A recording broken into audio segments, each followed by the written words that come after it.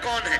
आप ऊपर हो, माता नीचे है, माँ जानकी। महत्वपूर्ण कौन है? हनुमान जी बोले नीचे बैठी हुई माँ जानकी ही महत्वपूर्ण है। अच्छा, माँ जानकी कैसे महत्वपूर्ण है?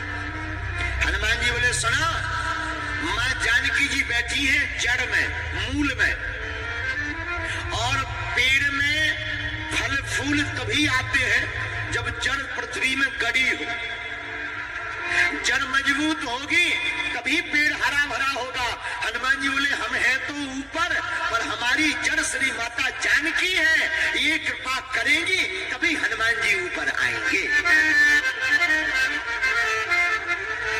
अच्छा, बात बहुत अच्छी है, संकेत यहाँ बहुत प्यारा है। संकेत ये है कि ऊपर जाने वाले व्यक्ति को दिखे या ना दिखे, पर जो भी व्यक्ति अपनी जिंदगी में ऊपर बढ़ता है उसके मूल में परमात्मा ही छिपा रहता है, उसके मूल में भगवान का वास होता है। तो श्री हनुमान जी कहते भैया हमारे मूल में जिस अशोक पेड़ के नीचे ऊपर हम बैठे, नीचे माँ जानकी है, ऊपर माँ है, इसीलिए हम ऊपर हैं। और बात बहुत अच्छी है, देखो हम लोगों को बड़ा बनना है तो मूल में भूल नहीं करनी चाहिए। मूल मतलब भगवान का भजन। बड़े बने रहने के लिए भजन करते रहना चाहिए। हमारे दादा गुरुजी कहते थे भैया जितना नाम बढ़े उतना ज्यादा भगवान के नाम की माला बढ़ा देनी चाहिए। जितना यश बढ़े उतना भजन बढ़ा देना चाहिए। लेकिन हम लोग जितना नाम बढ़ता है उतना ही भगवान का भजन कम कर देते। और आजकल तो भैया भगवान की भक्ति फोटो तक सीमित है। फोटो खिंच गई हो गए जय जय। एक सज्जन हम देख रहे थे, वो हमें माला डालने आए तो कान में माला चढ़ा रहे। हम कहा भैया ये क्या है? तो हमारी तरफ देख ही नहीं रहे, देख कैमरा वाली तरफ खींचना खींचना और कान में माला लटका रहे। हमको बड़ी विचित्रता लगी। हमने कहा भैया फोटो खिंचवा लेना, पर माला तो कम से कम ठीक जगह डालो। एक बात बोले, कह दो बोलो, चित्र की पूजा नहीं होनी चाहिए, चरित्र की पूजा होनी चाहिए। और दूसरी बात, संतों के चित्र को खींच पाओ ना खींच पाओ ठीक है, पर गुरुदेव के, माता पिता के और परमात्मा के चित्र से ज्यादा उनके चरित्र को दिल में बैठाने की आवश्यकता है। तीसरी बात बोले, कह दो बोलो,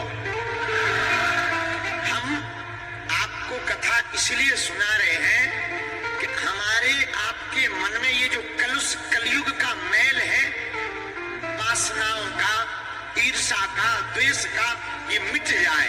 देखो भैया जब दिया ही नहीं बचेगा तो बाती का क्या करोगे?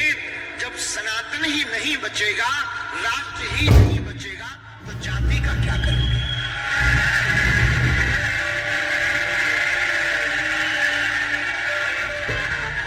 इसलिए माई बाप हमारी प्रार्थना है सबसे, अब हम लोगों को राम कथा एक ऐसा आधार है पूरी दुनिया में। यहाँ तीनों पंडालों में लाखों लोग बैठे हैं, पर कोई किसी की जाति पूछकर नहीं बैठा, भगवान की भक्ति को देख करके बैठा।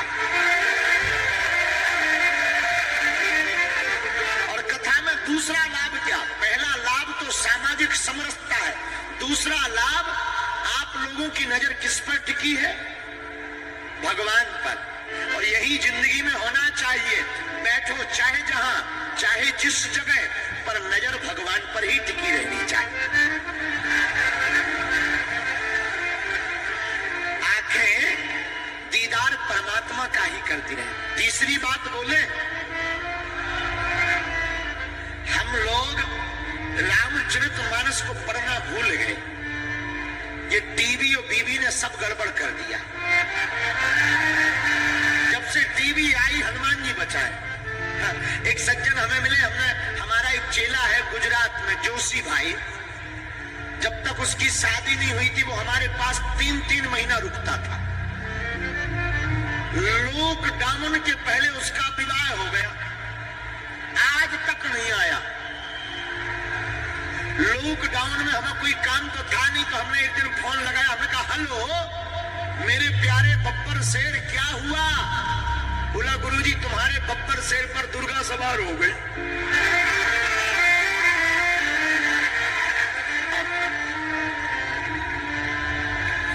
एक बात बोले, कई लोगों के जीवन में श्रीमती आती है तो अपनी मति, खैर ऐसा नहीं है, लेकिन कई लोगों की जिंदगी में श्रीमती ही अध्यात्म का एक रास्ता तय करती है। इसलिए प्रार्थना है हमें अपने मूल सिद्धांत को नहीं भूलना।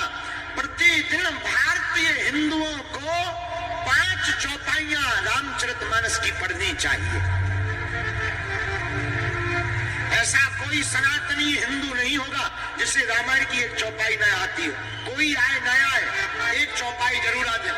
मंगल भवन त्रिभुवन सुदशरथ, कोई सनातनी हिंदू नहीं होगा जिसे ये चौपाई ना आती हो, और न आए तो ठटनी बनाए। तो सनातनी के साथ जिसे चौपाई न याद है, वो हिंदू के साथ जिसे चौपाई न, इसलिए हम प्रार्थना करेंगे रामायण एक उपाय पूरी दुनिया में है जो सामाजिक समरसता ला सकती है। रामचरितमानस एकमात्र उपाय है जो सनातनी हिंदुओं को इकट्ठा पूरी दुनिया में कर सकती है।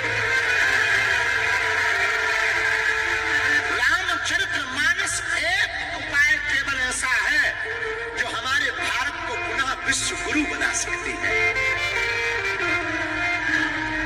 क्यों? भारत विश्व गुरु तभी बनेगा जब आदर्श स्थापित होगा। धन्य है हनुमान जी, माई बाप। हनुमान जी इतने बड़े हैं कि इनके सामने बड़े बड़े बलवान नहीं टिकते। आपको पता है हनुमान जी में कितना बल है? पता है आपको? बताइएगा। क्या हो? बतावा हो? आपको पता है हो? नहीं ना? एक संत सुनाते थे, सुनिए। 10,000 1,000 हाथियों बराबर जिसमें बल होता है वो होता है एक दिग्गज। 10,000 दिग्गजों बराबर जिसमें बल होता है वो कहलाता ऐरावत। ऐरावत हाथी। 10,000 ऐरावत हाथियों में जितना बल होता है उतना एक इंद्र में होता है, और 10,000 इंद्र में जितना बल है उतना हनुमान जी की पूंछ के एक बाल में बल है।